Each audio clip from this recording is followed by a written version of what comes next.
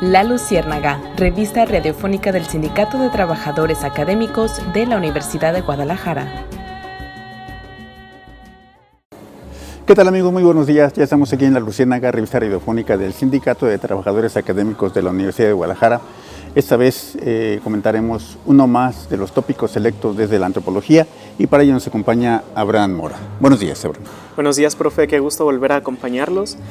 Vamos a tener una buena conversación el día de hoy. Bueno, pues el día de hoy tenemos un tema interesante. Antes de que nuestro amigo Abraham nos comente cuál es el tema, que desde luego llama mucho la atención, queremos decirle que estamos transmitiendo en el 104.3 de FM aquí en Guadalajara, Radio Universidad de Guadalajara, y en el 107.9 XHUGO en Ocotlán, allá en la Ciénega. Quiero agradecer a todo el equipo que hace posible La Luciérnaga. Muchas gracias a Eder Lepe, Monse Orozco, Andrea Mateos, César Hernández, Inelda Julianzar. Muchas gracias por su participación para hacer posible La Luciérnaga. Nuestro tema, amigo. Pues el tema del que vamos a platicar el día de hoy es sobre el autogobierno en la meseta purépecha. Los autogobiernos, el autogobierno en la meseta purépecha. Bueno, es un tema interesante, toda vez que hace tiempo un municipio de allá de Michoacán goza ya de estos privilegios conquistados pues a fuerza de razón y de muchas otras acciones, pero esto no es nuevo. Si ustedes recuerdan, el imperio Tarasco, el imperio purépecha, siempre le ofreció una resistencia bastante fuerte y muy importante al imperio azteca, al imperio Tenochca.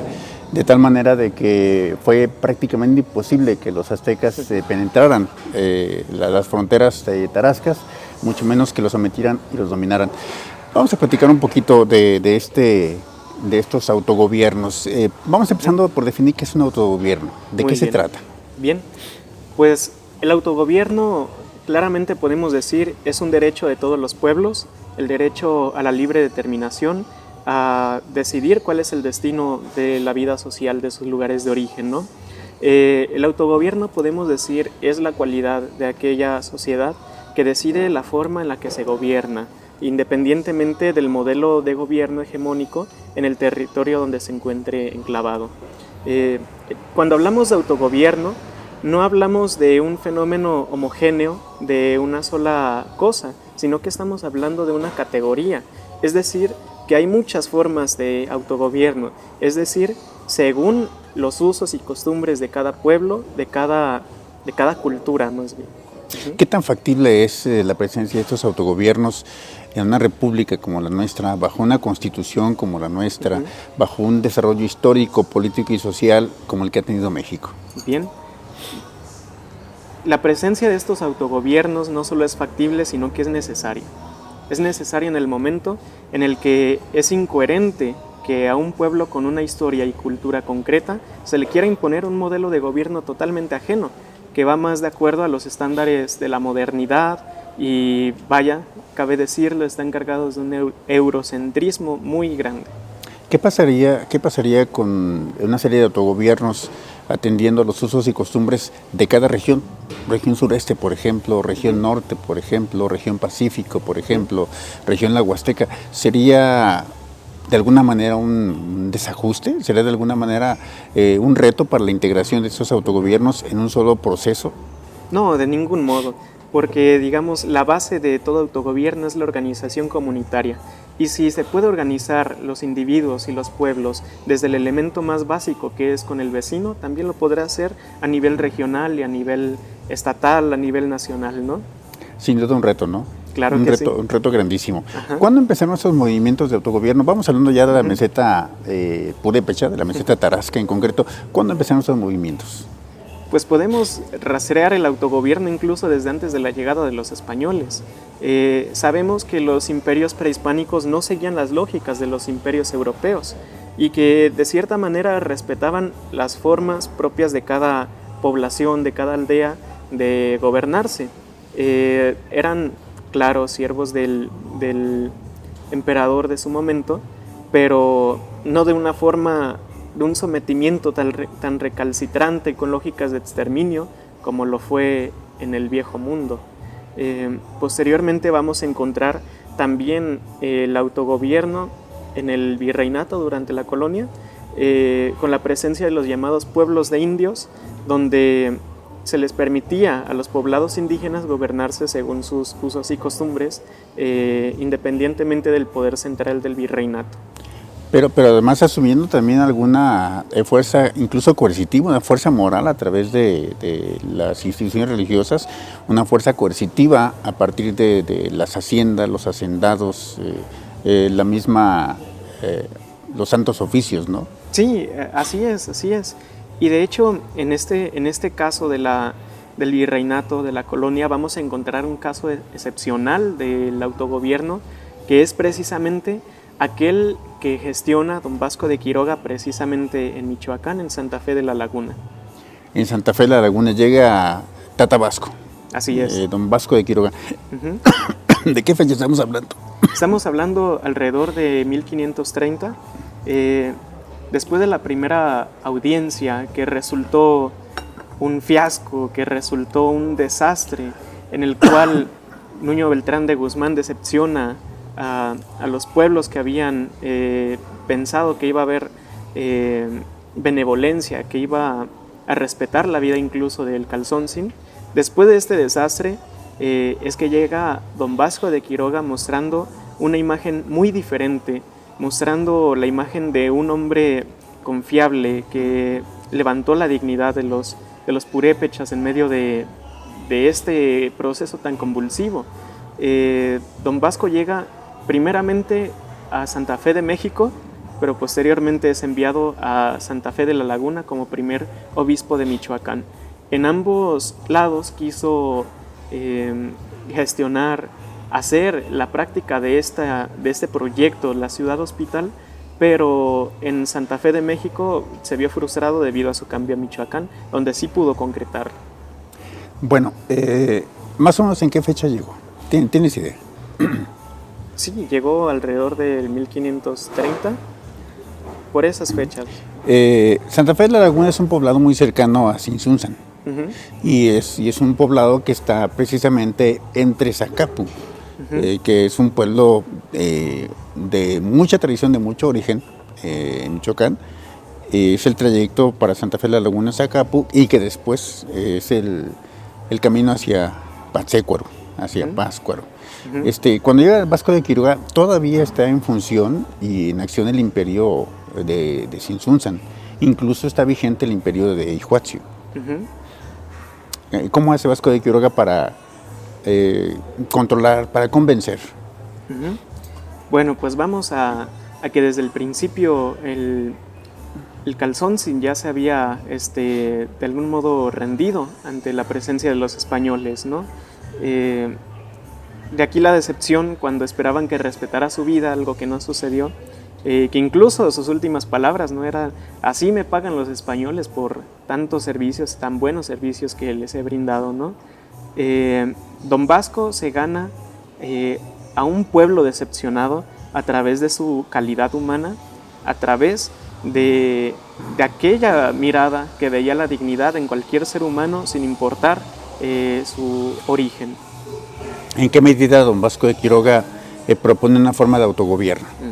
Muy bien, pues don Vasco era uno de estos individuos al que se les llama utopistas, haciendo referencia a la utopía que escribe Santo Tomás Moro en Inglaterra, donde describe una ciudad maravillosa, donde no hay clases sociales, donde los pueblos viven, los que viven en la isla de la utopía, viven en armonía, en justicia social, en igualdad, una serie de cualidades tan impresionantes y tan maravillosas que con el paso del tiempo la palabra utopía llega a convertirse en sinónimo de aquello que es imposible o irrealizable. Sin embargo, don Vasco era de las personas que creían lo contrario, que veían la utopía como un proyecto que podía seguir una praxis. Él, inspirado por esas ideas de la utopía, llega a crear el modelo de ciudad hospital, donde en el poblado los individuos podían trabajar y generar ingresos, generar trabajo productivo que se iba a distribuir igualitariamente entre la comunidad. Don Vasco para esto consigue ordenanzas para que se respetara completamente la autonomía de Santa Fe de la Laguna en el virreinato. Algo pues sin precedentes, algo excepcional, ¿no? Tanto así que algunos llegaron a conocer a Santa Fe de la Laguna como la República del Hospital. No formaba parte de la Nueva Galicia.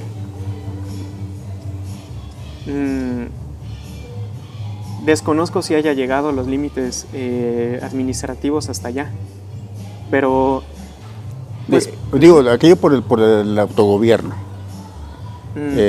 Porque al parecer pues se manifiesta, se genera un autogobierno con respecto a la centralización de la colonia, de la Nueva España. Sí, si bien recuerdo, era una provincia aparte, la provincia de Michoacán, al menos en la región en la que ya estamos hablando. Podríamos decir, Abraham, de que estos antecedentes históricos que nos estás platicando son la semilla que viene a generar en nuestros días últimamente tanta rebelión, tanto movimiento social manifiesto por las comunidades indígenas particularmente, solicitando muchas de ellas autogobierno y muchos otros, pues tal vez con otros fines, ¿no? Claro que sí. Pues para ello lo voy a responder de la siguiente manera. ¿Usted ha visto cuáles son las principales artesanías en Michoacán cuando han andado por allá? Sí, claro. ¿Cuáles son? La madera, por ejemplo. Madera. Los textiles, por ejemplo. Ajá. Sí. Ajá. La madera muy trabajada y también el cobre, ¿no? Así, Santa Clara del Cobre. ¿Quién no conoce Santa Clara del Cobre? No, definitivamente. Pues déjele digo que esa es vestigio de la herencia de Don Vasco de Quiroga, debido a que cuando él llega no solo trabaja en la ciudad hospital, también funda el Colegio de San Nicolás, hoy la Universidad Michoacana de San Nicolás de Hidalgo, pero también crea la Escuela de Artes y Oficios, donde a los nativos precisamente se les enseñaba a trabajar de una manera artesanal, tanto la madera como el cobre. Estamos viendo entonces que en la memoria de los pueblos purépechas está presente esta herencia de Don Vasco, que es la madera, que es el cobre, el trabajo artesanal.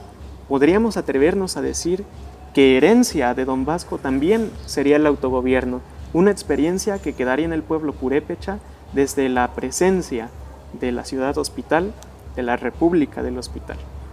Bueno, mi amigo, pues esta es la propuesta, estos son los comentarios de Jesús Abraham Mora con respecto a la generación del autogobierno en aquellos lares y en aquellos momentos con Don Vasco de Quiroga, que según nos narra Abraham, se instaló en Santa Fe de la Laguna, un poblado muy próximo a Sinsunzan precisamente, de donde salen tradiciones muy importantes como la danza del pescado, como las iguiris y muchas otras que platicamos más adelante.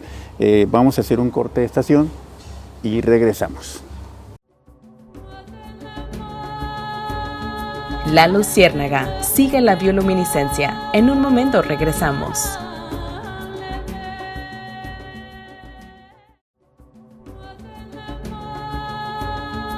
La Luciérnaga sigue las bioluminiscencias.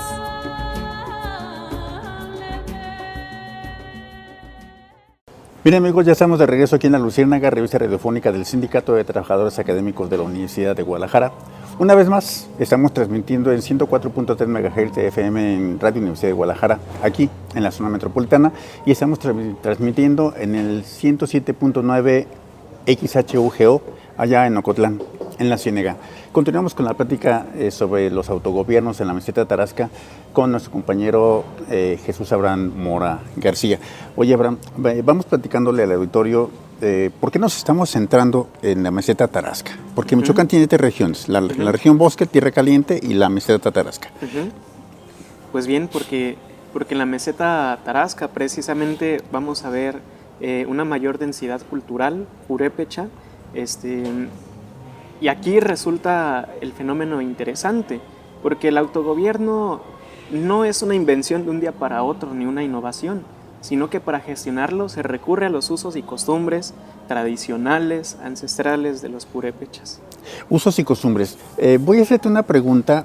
En el bloque anterior nos platicaste que don Vasco de Quiroga les enseñó a trabajar las artesanías a los grupos indígenas de Michoacán.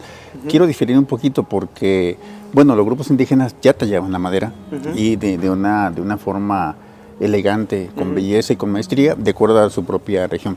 Tal vez lo que se aportó Vasco de Quiroga es el trabajo del cobre.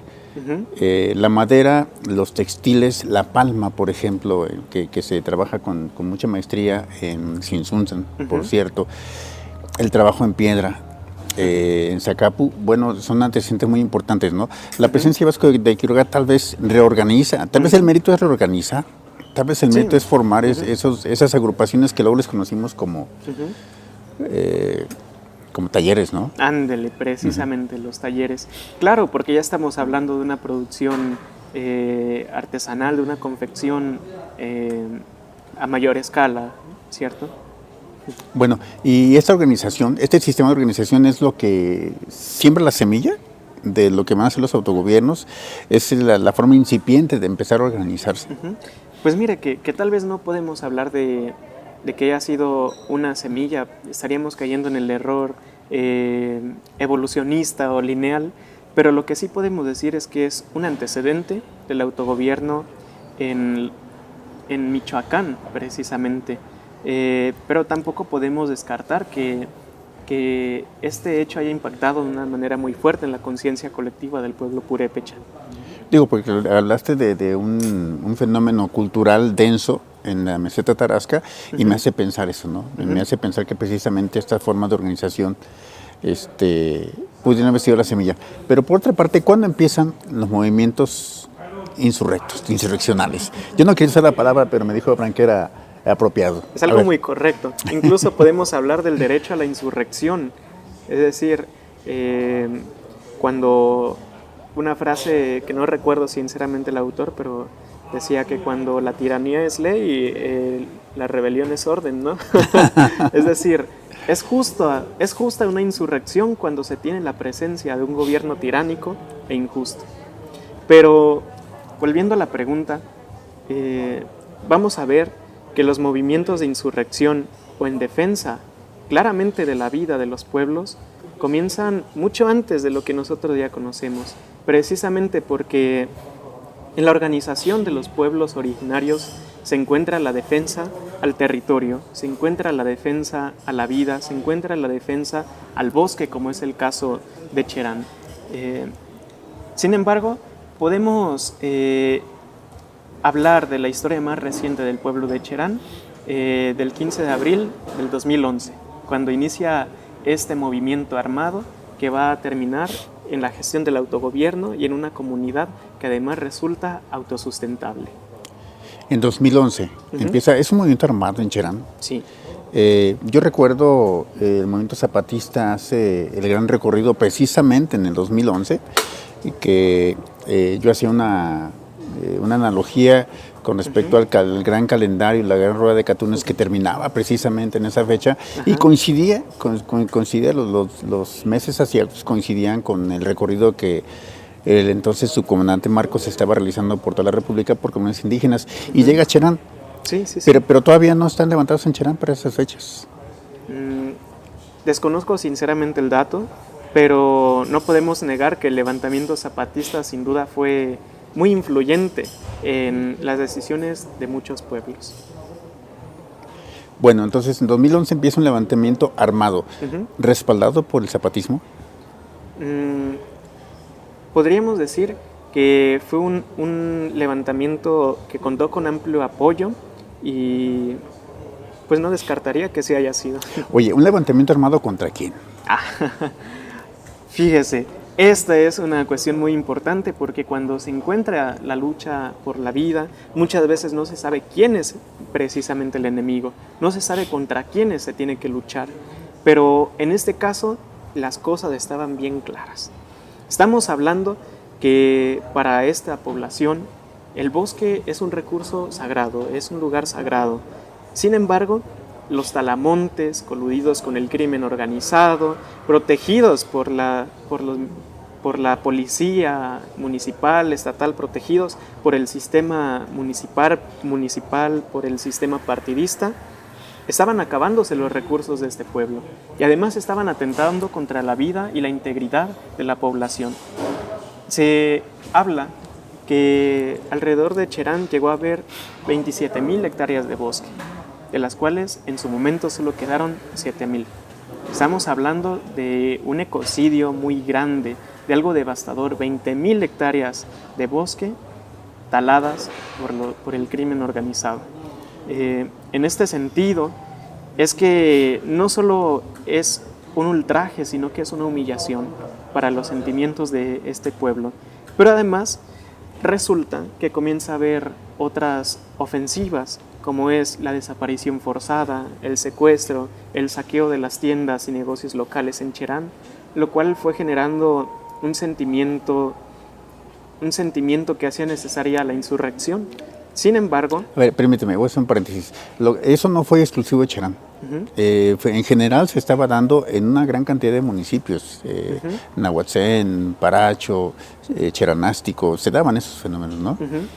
Sí, así es. Pero vamos a ver que uno de estos pueblos donde se estaba dando toma la vanguardia en el momento y se da en una situación muy específica, porque si algo impedía que se diera un paso hacia lo que es hoy, es precisamente el sistema partidista, que tenía polarizada y dividida a la población de Cherán. Bueno, parece que ese es un punto importantísimo. Parece que el sistema partidista empieza a ser vituperado, revisado y detenido, muy fuertemente detenido en una gran cantidad de localidades, pero no siempre tienen éxito. Pero empezaste diciendo que la lucha era por la tierra, por la vida, por los recursos, por la cultura, en busca de un autogobierno. Así es. Yo te preguntaba, ¿contra quién? Y entonces parece que estamos centrándonos contra el sistema partidista, ¿eso es? Pues yo podría decir que con el sistema en sí, porque vamos a ver que ni el sistema partidista, ni el gobierno municipal de ese momento, ni el sistema político, ni los talamontes, ni el crimen organizado, nadie quedaba fuera de la ecuación. Todos tenían parte de culpa en esta situación y por lo tanto era contra ellos con quienes había que luchar. El movimiento armado se levanta. ¿Cómo inicia este levantamiento? ¿Quién encarna ese sistema partidista y quién empieza esta insurrección? Pues bien, vamos a ver que entre las diferencias y las preferencias partidistas, la población no podía dar el paso siguiente en la organización del pueblo.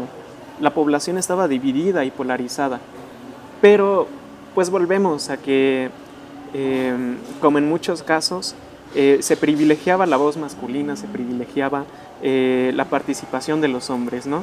En este sentido, irrumpe una cuestión muy importante y especial, y es que el movimiento armado lo inician las mujeres. El movimiento armado. Sí, armado, claro. Los talamontes, los criminales, con protección del gobierno, acostumbrados a abusar de la población, pues ya no tenían que estar con las armas de fuera. Ya, ¿qué les iban a hacer esta gente a ellos si los tenían asustados, si los tenían acorralados?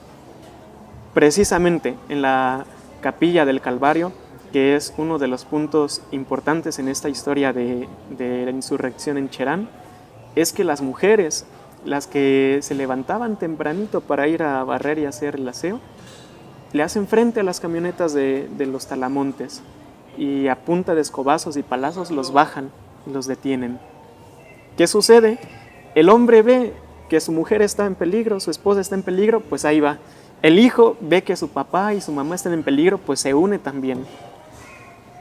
Es en este momento donde las divisiones y las preferencias de los partidos se tienen que hacer a un lado para resguardar la vida propia del pueblo, de la familia. Y a partir de esta experiencia es que se cae en cuenta que los partidos no solo dividían, sino que no servían. Debió haber habido una resistencia importante por parte de los partidos, de las organizaciones, del municipio mismo, de las autoridades municipales, pues, del gobierno mismo. ¿Qué pasa con ellos? Pues vamos a ver que comienza una campaña de descalificación muy grande. En los noticieros, precisamente en el momento, la nota se muestra como con un amarillismo muy grande, decían que reinaba la anarquía, que estaban matando la democracia, nada más fuera de la realidad, porque era precisamente un pueblo exigiendo su derecho a la libre determinación, a elegir el destino de sus vidas políticas. Y no solo eso, sino que cuando los abogados de Cherán, originarios de Cherán, y los colectivos jurídicos comienzan a iniciar la guerra legal por la libre determinación y ganan, se les da la razón en la Suprema Corte de Justicia, vamos a ver que comienza una guerra sucia, vamos a ver que empieza el hostigamiento por parte de policías estatales y de grupos armados contra Cherán. Quiere decir que entonces hubo una victoria legal, en principio. Así es. Amigos, estamos en la Luciérnaga, revista radiofónica del Sindicato de Trabajadores Académicos de la Universidad de Guadalajara. Estamos abordando la parte 1 de los autogobiernos en la meseta purépecha. Vamos a hacer un corte de estación y al regresamos con un conversatorio con nuestros compañeros académicos del Sindicato de Trabajadores Académicos de la Universidad de Guadalajara. No se pierda la parte 2. La Luciérnaga, sigue la bioluminiscencia. En un momento regresamos.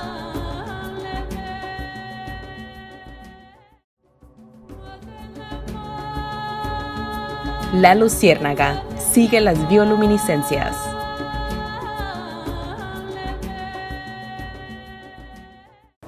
Bien, pues ya estamos aquí en la emisión de la segunda parte de los gobiernos autónomos en la meseta purépecha, allá en Michoacán. En el capítulo anterior nos habíamos quedado en que en esta lucha que inicia el municipio de Cherán por sus mujeres, parece hay una victoria legal. ¿Me platicabas, me repites esa parte?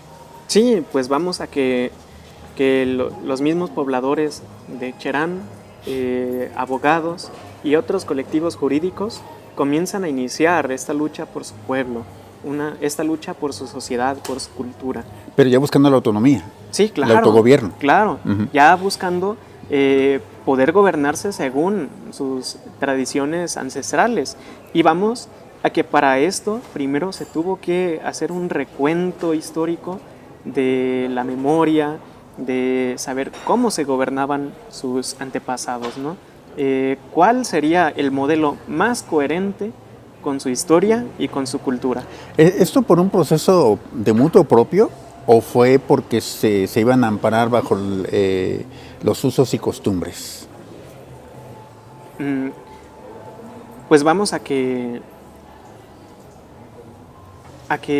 comienza una consulta a través de las asambleas para definir qué era lo que más convenía para la población. Estamos hablando que no fue la decisión de unos cuantos, sino en general de los pobladores. Teniendo ya este modelo coherente con la historia y con la cultura, es lo que se presenta como propio de los usos y costumbres de los purépechas. Ok, y finalmente esta acción de los abogados y de los colectivos jurídicos de Cherán, resultado de las asambleas, ¿ganan en la Suprema Corte de Justicia, me comentabas? Sí, así es. ¿Qué es lo que ganan? Ganan el derecho al autogobierno, a gestionar el gobierno según sus propios usos y costumbres, deshaciéndose del modelo presidencialista y del modelo partidista.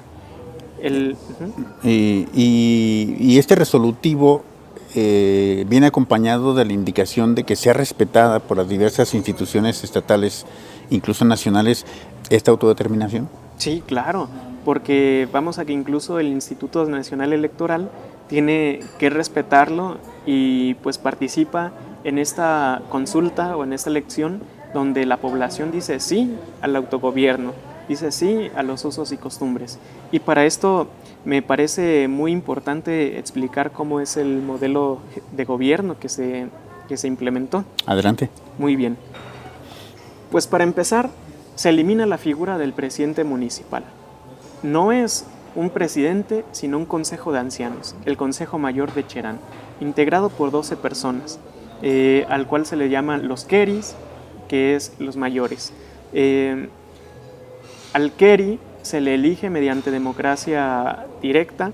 El voto no es secreto, sino que se dice, bueno, aquí tenemos al candidato a Keri, el que vote por él, fórmese atrás de él.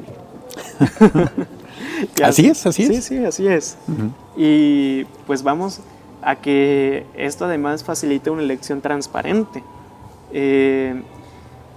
Y bueno, ¿por qué 12 personas? Precisamente porque está la premisa, la consigna de que una vara es fácil romperse al primer golpe, pero tratar de romper 12 varas es más difícil. Y mientras uno se rompe, el otro lo levanta, otros se incorporan y juntos van saliendo adelante en este nuevo proyecto político. Todo se decide y se elige precisamente con el consenso de los 12 keris. ¿Alguna otra estructura? O sea, son 12 keris. ¿Hay algunas comisiones, algunas secretarías, alguna forma de organización que se haga responsable? Llama la atención, amigos, recientemente que estuvimos por allá, en Cherán, de pasada, por cierto. No, estuvimos ahí en Cherán. Nos preguntábamos cómo gestionan los recursos de salud, cómo gestionan los recursos de educación, el propio comercio, las rutas de transporte. De ahí la pregunta, si estos 12 keris cuentan con una estructura para operar. Sí, vamos a que para empezar su autoridad y su gobierno es plenamente reconocido por el gobierno estatal y el gobierno federal. Que sea hostil a esta forma de gobierno es otro asunto, ¿verdad? Pero sí, efectivamente, sí hay una organización que gestiona la salud, el comercio, sí hay comisiones para los bienes comunales incluso, ¿no? Y pues es algo que vamos a encontrar frecuentemente en los pueblos originarios, no en todos, no hay que esencializarlos, pero pues es un rasgo característico. Ok, se cuenta entonces con una estructura mínima, quiero pensar, para la administración. ¿Qué pasa con la seguridad? Que digo, hemos pasado por ahí, vemos grupos armados con barricadas, en donde no cualquiera puede pasar, da esa impresión. Sí. Bueno, pues ha tocado el tema de la policía comunitaria, que es sumamente importante y clave en este tema del autogobierno, precisamente porque vamos a que parte del problema también eran las corporaciones policíacas que estaban administradas por parte del gobierno municipal, el gobierno estatal y del gobierno federal. Más que hacer un bien en su momento, estaban haciendo un mal para la población. Entonces, no solo hay que desterrar el gobierno municipal, también hay que desterrar las policías municipales, estatales, federales e implementar una policía comunitaria, una ronda comunitaria, una ronda tradicional. Algunos especialistas, pobladores de Cherán, afirman que la ronda tradicional existía incluso antes de la llegada de los españoles. Esta ronda, en un momento, pues vamos a ver que es la que se enfrenta al crimen organizado, a los talamontes, pero que llegada el momento más estable, se tiene que reorganizar y se tiene que plantear como una institución estable en el poblado.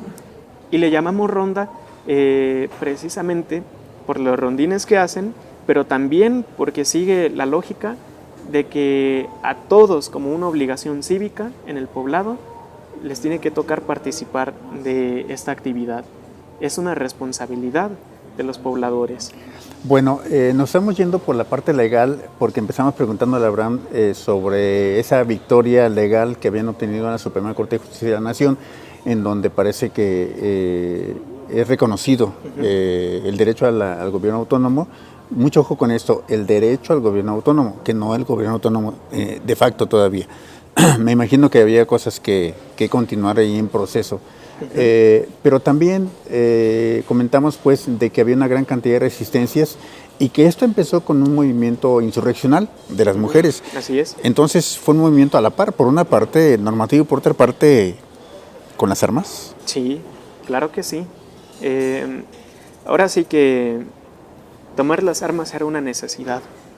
Era eso o seguir perdiendo la vida. ¿Pero contra quién? Pues vamos, visiblemente contra los talamontes y el crimen organizado. Más o no tan visiblemente contra el Estado mismo. Y precisamente vamos que a eso van las hostilidades por parte del gobierno estatal y federal, precisamente porque estamos hablando de una ruptura con el Estado. Estamos hablando de una contradicción incluso, en la cual pues están saliendo del control estatal, están decidiendo ellos mismos cuál es el destino de su vida política. Y vamos, que esto de ninguna manera le agrada o conviene a la estructura del Estado. ¿Sí? ¿De qué manera podemos conciliar esto que acabas de decir, una ruptura con el Estado, pero que a su vez el Estado tiene que reconocer el gobierno autónomo? Y además la determinación de una instancia de gobierno, la Suprema Corte de Justicia de la Nación. Esto es, hay una estructura de Estado, la Suprema Corte de Justicia, que por una parte reconoce el derecho al autogobierno a partir de usos y costumbres, quiero entender que así fue, y por otra parte el mismo pueblo, la comunidad, rompe con el Estado. ¿Cómo podemos entender esta idea? ¿Cómo podemos integrar esto? Pues vamos a que pues se reconoce, ¿no? Se dice, somos mexicanos, pero antes somos purépechas, ¿sí? ¿Así dicen? Sí, claro, y así es. Y vamos a que es un error del Estado querer gobernar bajo los mismos parámetros y lineamientos a tantos pueblos que tienen un desarrollo histórico y cultural tan diferente, porque estamos hablando que el Estado moderno sigue el ejemplo tanto de la Revolución Francesa como del modelo implementado por Estados Unidos tras la independencia de las 13 colonias. Nada más incoherente que querer gobernar con un modelo totalmente ajeno a la cultura propia.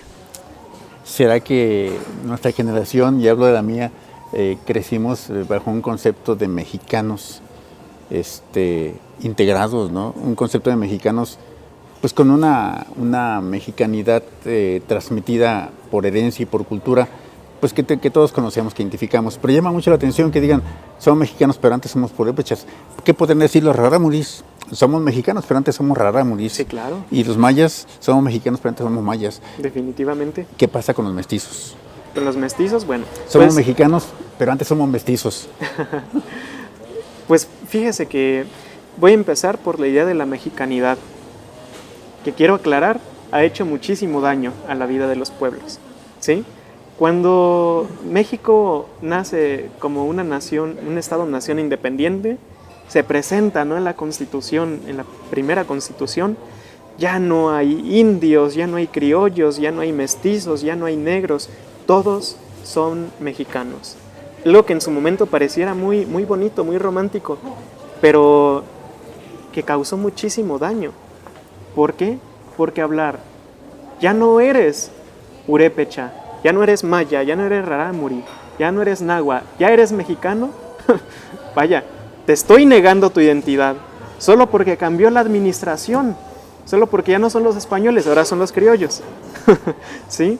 Y vamos a que precisamente la diversidad cultural fue un gran desafío para el Estado en esta lucha desesperada por encontrar una identidad nacional. Vamos a ver que llegan a cosas tan aberrantes como puede ser el etnicidio, y donde la antropología misma tiene una deuda muy grande que saldar, porque los antropólogos en su momento sirvieron al Estado como agentes claramente para eliminar lo indígena, para mestizar. Y vamos a ver en políticas cómo iban desde darle concesiones a los europeos para que se establecieran en México con tal de blanquear a la población, desde eso hasta prohibirle a los indígenas hablar su lengua materna. Bueno, datos que conocemos, que son una realidad. Basta el ejemplo de Nicaragua, en donde los misquitos, humos y ramas efectivamente fueron exterminados en épocas más recientes, pero sí, el etnicidio se da. Sin embargo, queda algo más por comentar. Vamos a un corte de estación y regresamos. Estamos aquí en La Luciérnaga, revista radiofónica del Sindicato de Trabajadores Académicos de la Universidad de Guadalajara. La Luciérnaga, sigue la bioluminiscencia. En un momento regresamos.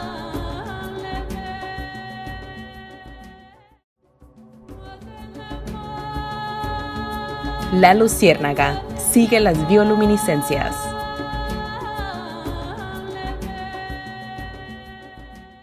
Bien amigos, ya estamos aquí de regreso en La Luciérnaga, revista radiofónica del Sindicato de Trabajadores Académicos de la Universidad de Guadalajara. Les recordamos que estamos transmitiendo el 104.3 MHz de FM para la zona metropolitana y en el 107.9 de XHUGO en Ocotlán, allá en la Ciénega. Continuamos con la conversación con Jesús Abraham Mora, antropólogo, y comentando con respecto a los gobiernos autónomos en la meseta tarasca. Hemos platicado entonces sobre cómo se vino gestando todo ese momento en Cherán. Nos hemos centrado mucho en Cherán. Platícanos cómo llega finalmente el reconocimiento del gobierno autónomo, por la parte legal, por la parte normativa, por la parte cívica, y finalmente qué está pasando con el movimiento de violencia, porque parece ser que recientemente todavía hubo acontecimientos fuertes ahí en Cherán. Sí, así es. Bueno, antes de responder quisiera mandar mis saludos y agradecimiento muy especialmente para Santiago Jerónimo García y María Eugenia Mejía, que son los que me han abierto las puertas de su familia, de su pueblo que es Cherán. Agradecer también a Adriana Guerrero y Jesús Estrada, que cada vez que andamos por allá nos reciben con mucho gusto, nos abren las puertas de su casa y pues han hecho realidad que estemos platicando el día de hoy sobre este tema. Por cierto, de viva voz, asuntos que han sido vividos y vívidos por parte de Abraham y sus movimientos. Así es. Gracias a las personas a las que les mando saludar. Pero ahora sí, contestando la pregunta, vamos a que cuando la voluntad de un pueblo es sólida y evidente, no hay sistema que se le pueda contraponer. Y es lo que sucedió en todas las vías. Mandan al Instituto Nacional Electoral a que haga esta consulta y la gente dice sí al autogobierno, dice sí a los usos y costumbres. Se establece, el Estado se ve obligado a reconocerlo, pero bajita la mano continúan las hostilidades, incluso hasta hoy en día. Ha habido reclamos oficiales de los queris, reclamos oficiales del pueblo de Cherán, donde se le exige a los partidos políticos y al Estado que saque sus manos de la vida política de su pueblo. Incluso en los muros de Cherán vamos a encontrar murales muy lindos que narran esta historia de lucha, pero también consignas muy fuertes, como es la que dice: partidos ojetes, Cherán no es un juguete. ¿Sí? En la lucha armada, precisamente se logra una estabilidad y una defensa a través de la policía comunitaria, que se encarga de la seguridad y el orden en el pueblo, pero también de los guardabosques, que se encarga de resguardar esta parte tan sagrada que es el bosque. Vamos a que una premisa importante es que la organización empieza vecino con vecino, cuadra con cuadra, tejiendo una red de organización que se autodefiende y se autoprotege. Y desde la parte cívica vamos a ver que como mexicanos reconocen los signos de esta identidad común con todos los demás pueblos, pero también como purépechas, como pobladores de Cherán, también se resaltan los signos y los símbolos propios. Y vemos un fenómeno bien interesante, que cuando en las escuelas o en los eventos cívicos hacen honores a la bandera, vamos a ver que por una parte está la bandera de México y por otra, con su escolta, también la bandera del pueblo purépecha. Y en este sentido es que vamos a encontrar no solo la bandera del pueblo purépecha, sino también el himno de Cherán, que es una pirecua, la canción tradicional purépecha, que es el triunfo del eco, que narra precisamente la historia de un comunero que en la época posrevolucionaria le hizo frente al bandolero exvillista Inés Chávez García, que asolaba la región, que era conocido como el Atila de Occidente. Sin embargo, Casimiro Leco, hombre purépecha, que no hablaba español, le hace frente y derrota a este bandolero con la organización y con los voluntarios del pueblo de Cherán. Posteriormente, incluso a este señor, Lázaro Cárdenas le quiere otorgar el título de general, pero él, para vivir su vida tranquila, lo rechaza.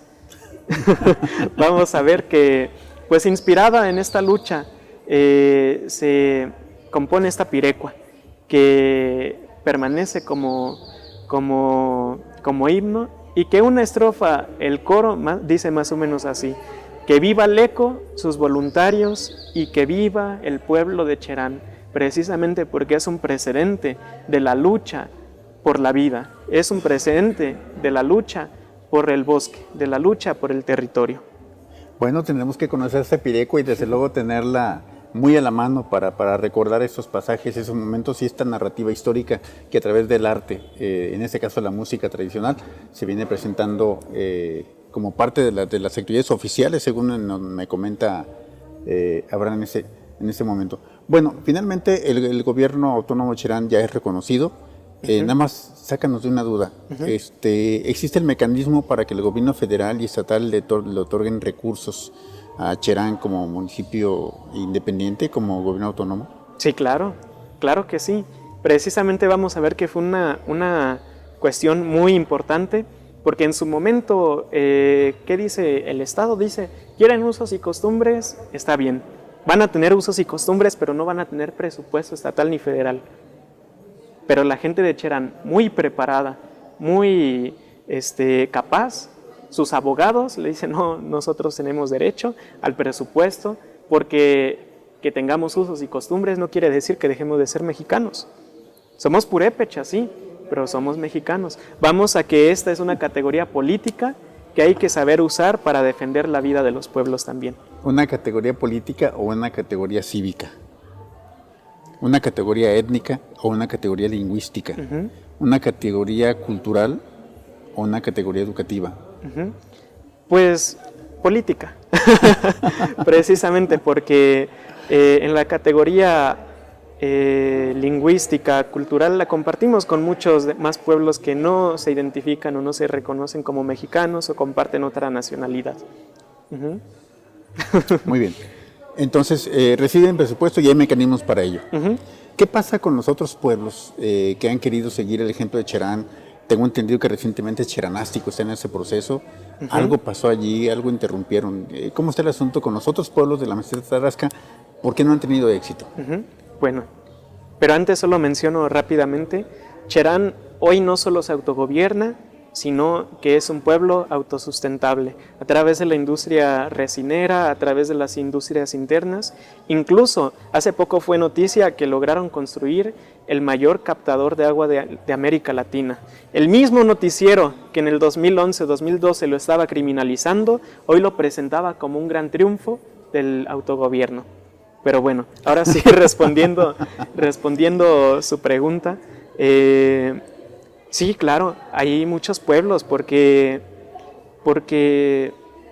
Cherán ha sido un ejemplo inspirador.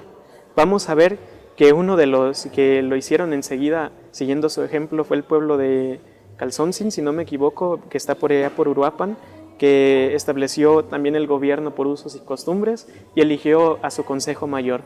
Vamos a ver que Cheranástico recientemente está en esta vía electoral. Otros casos como lo que es Arantepacua, que también está estableciendo su autogobierno y su ronda comunitaria, lamentablemente a partir de una situación de coyuntura que fue la intervención de la policía estatal en el pueblo, asesinando a varios pobladores, incluyendo menores de edad. A partir de esto, los pobladores de Arantepacua se dan cuenta que tienen que elegir ellos mismos el destino de su pueblo. Otros poblados han sido como incluso Nahuatzen, Sabina, que de algún modo han tratado de implementar el autogobierno, pero no han podido hacerlo, han fracasado en ello. ¿Cuál es el punto de inflexión? ¿En qué estriba en la dificultad para que arriben a esto? Además, sería complicado para el gobierno federal y estatal tener una gran cantidad de municipios autónomos. ¿Qué pasa? Pues precisamente por ello, personalmente pienso que el mayor obstáculo ha sido el sabotaje. El sabotaje precisamente por parte del gobierno estatal y del gobierno federal a través de sus milicias de la muerte, es decir, a través del crimen organizado y de los grupos paramilitares. A ver, pero ¿qué está pasando con el proceso legal? Me imagino que estos pueblos empezaron un proceso legal, igual que lo hizo Cherán. Sí. Me imagino que también un sistema de organización comunal, por asambleas, según dijiste. ¿Qué ha pasado? ¿Han avanzado o no han avanzado? Precisamente, de parte del Estado y sus instituciones de justicia van a tratar de poner todos los obstáculos posibles. Pero, como dije, cuando la voluntad de un pueblo es visible y contundente, no hay nada que se le interponga. Vamos a ver polémicas incluso como la que está sucediendo con el Ayuntamiento de Morelia y me parece la Comunidad de los Reyes, donde el Ayuntamiento se está resistiendo a permitirles el presupuesto directo. Muchos pueblos trataron por la vía legal establecer el autogobierno, pero lamentablemente la situación sanitaria se los impidió, justamente cuando estaban a un paso de conseguirlo. Que queremos pensar que esto va a ser retomado una vez que esto, la pandemia nos lo permita y retomemos esta nueva realidad que desde luego tiene que incluir para estos pueblos purépechas la continuidad en sus esfuerzos por el gobierno autónomo. Claro que Me sí. platicabas que tú tienes una propuesta de autonomía. A ver, platícanos. Sí, precisamente.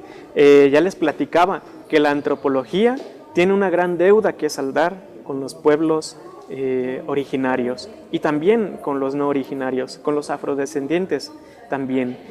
Vemos que hoy es necesaria una antropología militante en favor de los pueblos, una antropología en favor de la praxis del autogobierno y del derecho a la libre determinación de los pueblos. La propuesta es hasta metodológica, que consistiría en aplicar el método etnográfico, es decir, descriptivo, a detalle de los fenómenos y acontecimientos, en la totalidad de los poblados que han tratado de establecer el autogobierno. Buscar los puntos en común entre aquellos que no lo han conseguido y entre aquellos que sí lo consiguieron. No se busca encontrar leyes, porque en las ciencias sociales no hay leyes. Las sociedades son muy diversas y sujetas a diversos cambios.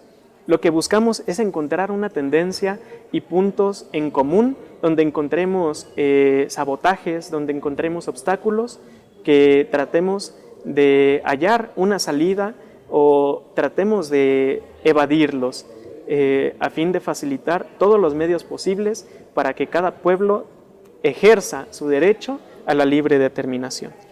Bueno amigos, pues esta es la voz de Abraham Mora García, en donde ha puesto énfasis en su propuesta de análisis, en su propuesta metodológica, en donde recoge sin duda la experiencia que él ha tenido al recorrer la meseta Tarasca con todos los acontecimientos y después de haber sido parte de estos movimientos que ahora le permiten a Cherán ser un gobierno autónomo y que muchos otros pueblos están en vías de continuar con este esfuerzo. Estamos en La Luciérnaga, revista radiofónica del Sindicato de Trabajadores Académicos de la Universidad de Guadalajara. Agradecemos mucho la presencia de Abraham, muchas gracias. A todo el equipo que hace posible La Luciérnaga, muchas gracias. La Luciérnaga, revista radiofónica del Sindicato de Trabajadores Académicos de la Universidad de Guadalajara.